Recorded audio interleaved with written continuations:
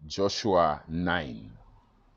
VaIsraeri vanonyengedzwa navaGibheoni. Zvino madzimambo ose aigara kumavirira kweJorodhani navaiva munyika yamakomo, mujinga mamakomo, kumadokero, mumahombekombe ose egungwa guru kusvikira kuRebhanoni, madzimambo avaHiti navaAmori navaKenani navaPerizi navaHivhi navaJebhusi vakanzwa nezvazvo. Vakaungana pamwe chete kuti varwisane naJoshua navaIsraeri. Asi vanhu veGibheoni pavakanzwa zvakanga zvaitwa Jeriko neAi naJoshua, vakafunga zano. Vakaenda senhume nembongoro dzavo dzakatakura masaga akasakara nehomwe dzewaini dzakasakara dzakatsemuka dzikasonanidzwazve. Varume vakapfeka shangu dzakasakara. Zvingwa zvose zvempuwa yavo zvakanga zvakaoma nokuvhuvha. Ipapo vakaenda kuna Joshua mumusasa paGirigari, ndokubva wati kwaari nokuvarume veIsraeri, tabva kunyika iri kure, zvino itai sungano nesu. Zvino varume veIsraeri vakati kuvaHivhi, asi zvichida munogara pedyo nesu, tingagoita sungano nemi sei? Ivo ndokuti kuna Joshua, tiri varanda venyu. Asi Joshua akavabvunza achiti, ndimi vanani uye munobvepi?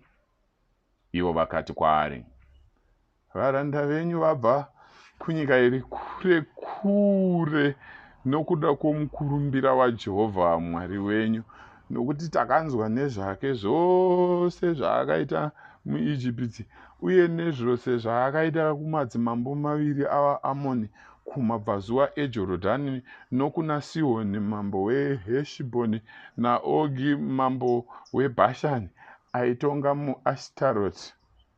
Zvino vakuru vedu navagari vose vomunyika yedu vakati kwatiri, torai mbuwa yerwendo rwenyu muende munosangana navo, muti kwavari, tiri varanda venyu, itai sungano nesu.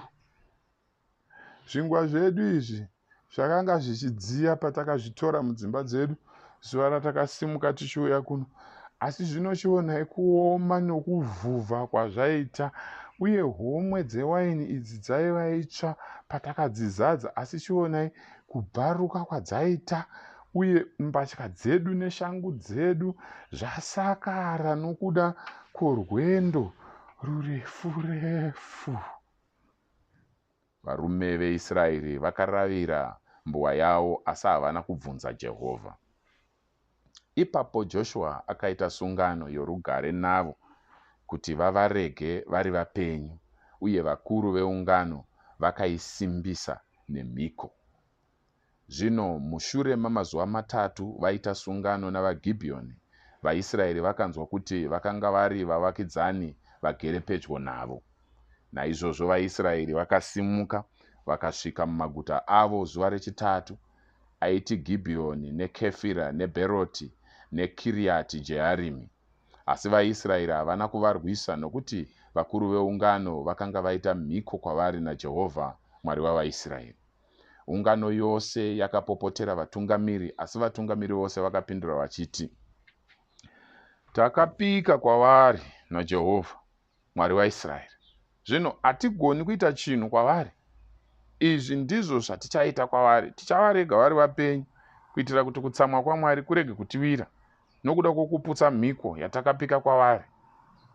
Vakaenderera mberi vachiti, varegei vari vapenyu, asi ngavave vatemi vehuni navacheri vemvura yeungano yose.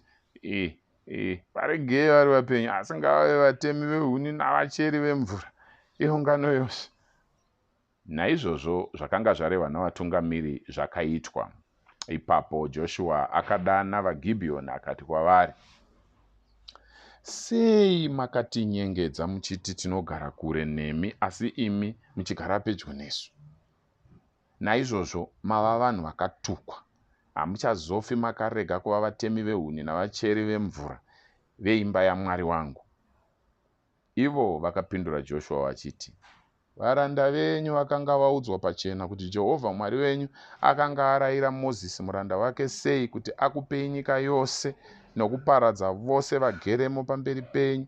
Naizvozvo taityira upenyu hwedu nokuda kwenyu. Zvino ndicho chikonzero chitakaita izvi. Zvino tava mumaoko enyu. Itai kwatiri chero zvamunoona zvakanaka uye zvakarurama. Naizvozvo Joshua akavaponesa kubva kuvaIsraeri, ivo vakasavauraya. Zuva iroro Joshua akaita vaGibheoni vatemi vehuni navacheri vemvura youngano nearitari yaJehovha panzvimbo yaizosarudzwa naJehovha, uye ndizvo zvavari kusvikira nanhasi.